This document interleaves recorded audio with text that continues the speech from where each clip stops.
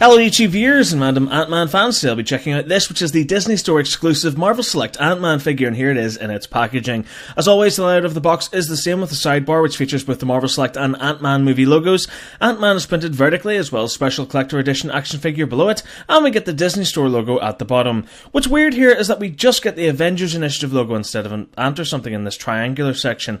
The window is gigantic like all other Marvel Select boxes, so while the figure and accessories are displayed really well, there's a lot of wasted space. The side features a stylized image of Ant-Man in action with the movie logo and Avengers A insignia below it. Finally, the back offers nothing new except for an enlarged image of the figure and no little write-up or anything like that, which is a little strange. But anyway, that's it for the box, so let's open it up and take a look at the figure itself. Okay, so here we have Ant-Man, and I'm really impressed with the detail on here. Looking at the mask alone, the precision sculpting of its various components is just remarkable. You can see the dark red eye lenses, that circular, almost breathing apparatus over the mouth, with the tubes from the ears running down to it. The ears too feature the antennas on the top, and I love how the wires from the back of the suit actually peg into the bottom of the ear sections. That's a great touch. The back of the head has that overlapping metal plate design, while the paint apps on the entirety of the head are just sublime. Moving down to the body, you can see the overlapping sections of the neck, which are brought out well by those silver paint apps. There's a sort of dark grey collar section beneath it, which contains 3 bright red nodes on it. This sort of metallic exoskeleton design on the shoulders and upper body has been sculpted well, plus you can see the various clasps holding it in place on the figure's back. The design of the actual suit has been wonderfully recreated, with the zip running up the middle and the creased and wrinkled material effect, but what really sets it off is the subtle use of paint apps to darken and dirty it around the edges, which gives it a worn and old look. I love that.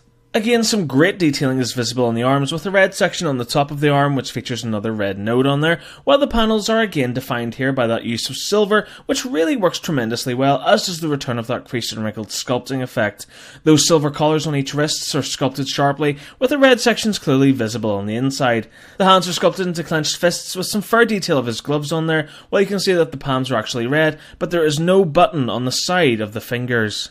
The belt looks excellent. Again, so much care and attention to detail has been applied here, and the result is just fascinating, with all of the various components and compartments recreated here with stunning clarity.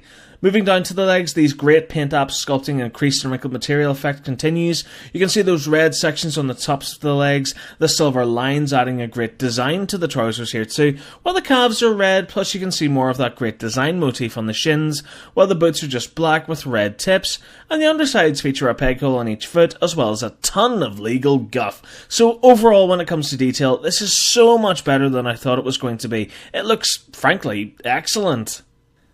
Turning to articulation, the head can do the full 360-degree exorcist twist, even though it will pull out the wires on the back of the head as a result. The head can also nod up and down, as well as pivot from side to side.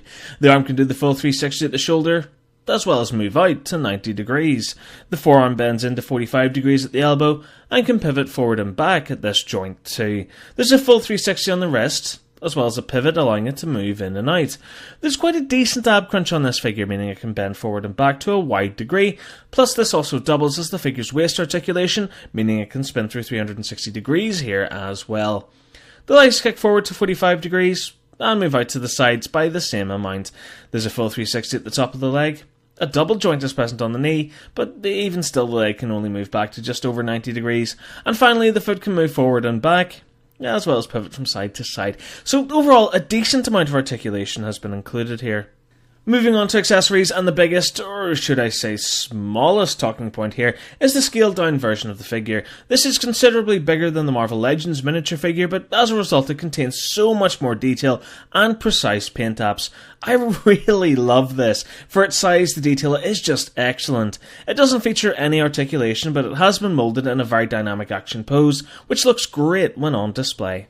The figure also comes with 2 pairs of alternate hands. The detail and paint apps on these are the same as the clenched fist versions, but the sculpting is a little different. Both come in an open palmed pose, with one set in a more relaxed position, while the other set has these outstretched fingers as though he's reaching out or, I don't know, calling to Anthony. Switching the hands is really straightforward. Just pull and unpeg the current hands that are in use, then slot the new hand into the peg hole and push it until it pops into the joint.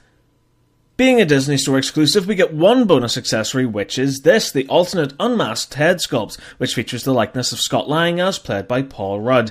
And it looks okay. I mean, I can definitely see Paul Rudd in there, with the shape of the eyes and his brow especially, but I don't know, it just looks a little bit off. Again, nice sculpting on the rest of the face with the nose and mouth looking really clear and defined, and I love the use of the paint apps here to give him a sort of 5 o'clock shadow going on there.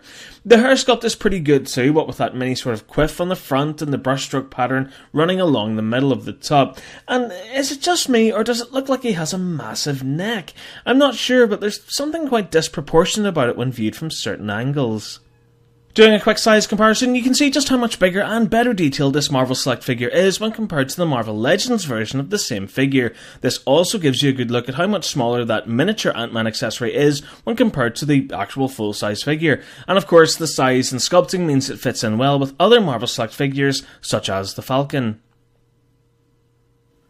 So overall, what do I think of this figure? Well, I'm really impressed by it. When I saw the first images of the prototype, I couldn't help but feel let down, as it looked really dark and was lacking paint apps. I'm so glad that for the final edition, all of my issues with it were fixed. It's got some awesome detail and paint apps, and I'm happy to say that my love of Marvel Select figures remains intact.